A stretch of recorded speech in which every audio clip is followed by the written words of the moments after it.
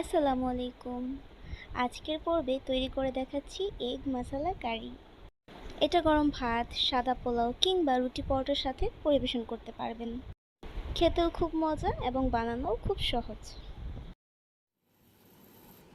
ডিমগুলো ভাজার জন্য ফ্রাই প্যানে কিছুটা তেল দিয়ে দিলাম। এ পর্যায়ে দিয়ে দিব সামান্য লবণ, যাতে ডিমটা তেলে ছাড়ার পর ছিটকে না আসে। ডিমগুলো আমি আগেই সিদ্ধ করে নিয়েছি। কালারের জন্য সামান্য হলুদ দিয়ে ডিমটাকে কিছুক্ষণ ভেজে নিব।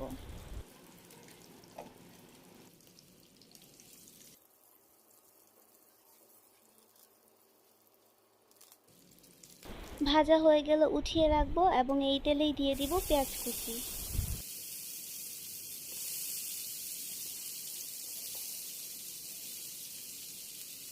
পরিমাণ মতো লবণ দিয়ে পেঁয়াজটাকে কিছুক্ষণ ভেজে নিব।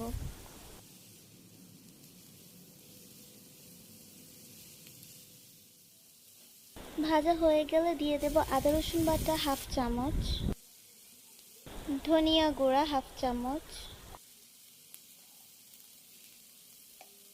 হলুদ গুঁড়া হাফ চামচ ও জিরা গুঁড়া হাফ চামচ দিয়ে আমি মশলাটাকে কিছুক্ষণ ভেজে নিব।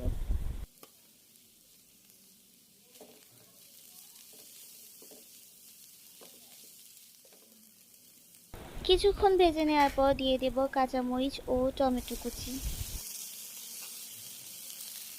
এবার পরিমাণ মতো পানি ও ভেজে রাখা ডিমগুলো দিয়ে রান্না করে নিব। রান্না হয়ে গেছে, এবার এটাকে একটি প্লেটে ট্রান্সফার করে নেব।